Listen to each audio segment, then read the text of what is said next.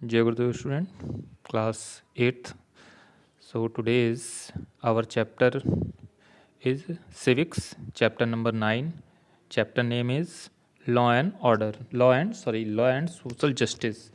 तो इस पे हम डिस्कस करेंगे law and social justice. So student यहाँ पे हम देखेंगे यहाँ पे कानून और सामाजिक न्याय इसकी चर्चा करेंगे इसमें. So all the rules and regulation which are made by the parliament and enforced by the executive or the government are known as law. यानी जितने भी रूल और रेगुलेशन नियम कानून बनाए जाते हैं संसद द्वारा यानी पार्लियामेंट द्वारा एंड एनफोर्स्ड. सो स्टूडेंट, तो पार्लियामेंट यानी संसद द्वारा जो भी कानून बनाए जाते हैं and enforced by the executive, और जो हमारे एग्जीक्यूटिव होते हैं, एग्जीक्यूटिव का मतलब यहाँ पे जो हमारे कार्यकारी यानी कि जो कानून का पालन करवाने वाले होते हैं जिन्हें हम प्रधानमंत्री या मुख्यमंत्री के रूप में जानते हैं, तो इनके द्वारा कानून को पालन कराया जाता है या गवर्नमेंट जिसे बोलते हैं आर नोन एज लॉ, तो उसे बोलते हैं कानून. These laws are made not only to maintain discipline in the society but also to establish social justice. ये जो कानून है जो बनाए जाते हैं made not only to maintain discipline, केवल अनुशासन ही मेंटेन नहीं करते बल्कि द सोसाइटी, बट समाज में अनुशासन ही केवल व्यवस्थित नहीं करते but also to establish social justice, बल्कि एक सामाजिक न्याय की भी व्यवस्था करते हैं, सामाजिक न्याय. So social justice means giving rights and respect to the downtrodden and underprivileged. तो यहाँ सोशल जस्टिस का मतलब होता है कि giving rights and respect to the downtrodden and underprivileged, यानी जो पिछड़े हुए हैं, जो दबे कुचले हैं, और उनको अधिकार और सम्मान देना. तो यही हमारा कहलाता है social justice. So law and the workers, यहाँ पे कानून और हमारे कर्मचारी, वर्कर्स जो काम करने वाले. So to save the workers from different kinds of exploitation there should be definite law. हमारे जितने भी काम करने वाले लोग हैं उनको एक्सप्लॉयटेशन यानी शोषण से बचाने के लिए भी अलग कानून, एक निश्चित कानून होने चाहिए. द कैपिटलिस्ट और the businessman all try to make maximum profit. जितने भी हमारे पूंजीपति हैं यानी जो बिजनेसमैन हैं, बड़े बिजनेसमैन हैं, वो प्रयास करते हैं क्या, अपने प्रॉफिट को बढ़ाने का. सो इन दिस प्रोसेस, और इस प्रक्रिया में they deny proper wages to the workers. तो ये क्या करते हैं इस प्रक्रिया में, जो वर्कर्स होते हैं, काम करने वाले मजदूर वर्ग, उनकी सैलरी को कम देते हैं और ज़्यादा काम करवाते हैं. So this practice is not only illegal but also unethical, that is morally wrong. तो इस तरह की जो प्रैक्टिस है ये पूरी तरह से गैर कानूनी है और सामाजिक यानी कि न्यायोचित भी नहीं है, नैतिक रूप से ये भी बहुत गलत है.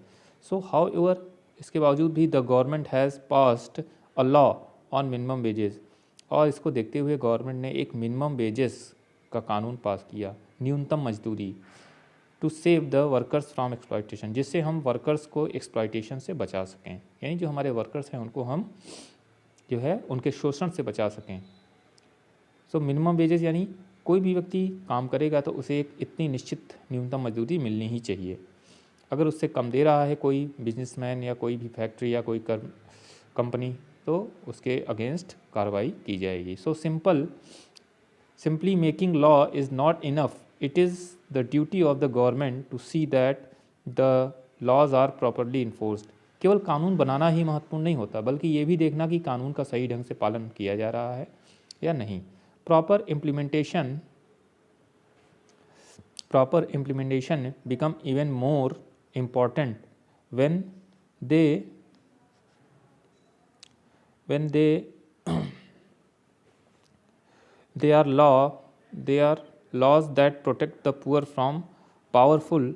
for this, तो यहाँ पे एक प्रॉपर इम्प्लीमेंटेशन होना चाहिए, एक व्यवस्थित तरीके से कानून को जो लागू करना जो तरीका होना चाहिए, उनको निरीक्षण करने का, समय समय पर जांच करने का, ये बेहतर महत्वपूर्ण होता है और ये होना चाहिए. So when they are laws protect, जिससे कि जो ऐसे कानून जब होते हैं तो वो मजबूत माने जाते हैं, जो वो बीच बीच में उनका निरीक्षण होता रहता है, जिससे वो गरीबों को बचाते हैं। फॉर दिस, और देखा जाए for this government has to make sure that every workers gets a fair wages and punish those who break the और वायलेट लॉ। तो government has make to sure, और गवर्नमेंट इस प्रकार भी सुनिश्चित करती है कि एवरी वर्कर्स की, सभी वर्कर्स जो हैं उचित मजदूरी उनको प्राप्त हो रही है कि नहीं, and punish those who break the और वायलेट लॉ, और उन्हें सजा दी जाती है जो इस नियम का पालन नहीं कर रहे होते हैं। So workers who are poor and illiterate, तो वर्कर्स ऐसे काम करने वाले जो गरीब हैं और अशिक्षित हैं, आर एक्सप्लॉइटेड, उनका शोषण किया जाता है, more because of their lack of awarenesses about their rights. उनका शोषण क्यों किया जाता है जो गरीब वर्कर्स होते हैं? क्योंकि वो पढ़े लिखे नहीं होते और उनमें जागरूकता की कमी होती है। सो वर्कर्स हु आर, तो इस प्रकार जो गरीब और अशिक्षित होते हैं ऐसे वर्कर्स, उनका शोषण ज़्यादा होता है। तो इस प्रकार देखा जाए 10, इस प्रकार it is only by strict implementation, तो इस प्रकार एक कड़ा स्ट्रिक्ट इम्प्लीमेंटेशन यानी कड़ा कार्यान्वयन लागू करके ऑफ लॉज, कानून का, that the government can control the illegal practice of the private companies and individuals. तो इस प्रकार गवर्नमेंट जो है बहुत ही कड़ा कानून लागू करके, और देखा जाए तो उसको सही तरीके से इम्प्लीमेंट करके, कार्यान्वित करके गवर्नमेंट जो है कंट्रोल कर सकती है जो गैर कानूनी प्रैक्टिस की जाती है प्राइवेट कंपनियों द्वारा, जो व्यक्ति और किसी एक व्यक्ति द्वारा जो गलत तरीके अपनाए जाते हैं वर्कर्स को सैलरी देने में, वो इससे ऐसे लोगों को सज़ा दी जा सकती है कड़े कानून से। So the alertness and vigilance of the government are the only ways through which the idea of social justice can be fulfilled. तो इस प्रकार जो अलर्टनेस है, यानी गवर्नमेंट के जो जांच प्रक्रिया है, विजिलेंस है, निगरानी जो गवर्नमेंट की समिति हैं, यानी जो गवर्नमेंट की ऐसी कुछ संस्थाएं हैं जो इन कामों के लिए निगरानी करती हैं, केवल इसी माध्यम से हम देख सकते हैं कि लोगों को सोशल जस्टिस यानी सामाजिक न्याय मिल पा रहा है कि नहीं।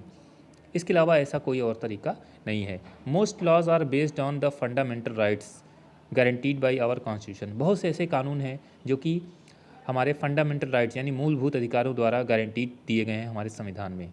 द राइट्स अगेंस्ट एक्सप्लॉइटेशन, जो हमारा शोषण के विरुद्ध अधिकार है, सेज, ये कहता है कि that no child below the age of 14 can be engaged in any factory. कोई भी बच्चा 14 साल से अगर कम उम्र का है तो उसे किसी भी फैक्ट्री में, किसी भी ढाबे पर, किसी होटल यानी किसी भी ऐसे जगह पे काम करने के लिए बाध्य नहीं किया जा सकता। अगर ऐसा होता है, ऐसा पाया जाता है तो उसके खिलाफ कार्रवाई की जाएगी, यानी उस बच्चे के खिलाफ नहीं बल्कि उस कंपनी के खिलाफ कि उसको कैसे काम कराया जा रहा है उस बच्चे को, जबकि उसकी उम्र अभी पढ़ने लिखने की होती है। सो माइन और एनी हैज़ार्डस एम्प्लॉयमेंट, हैज़ार्डस का मतलब है जहाँ पे कुछ ऐसे खतरनाक केमिकल बनाए जा रहे हों जहाँ पे बच्चों को काम पे लगाया जाता है, तो ये पूरी तरह से बैन है। हम किसी भी बच्चे को, 14 साल से कम उम्र के बच्चे को किसी भी कंपनी में काम के लिए नहीं रख सकते।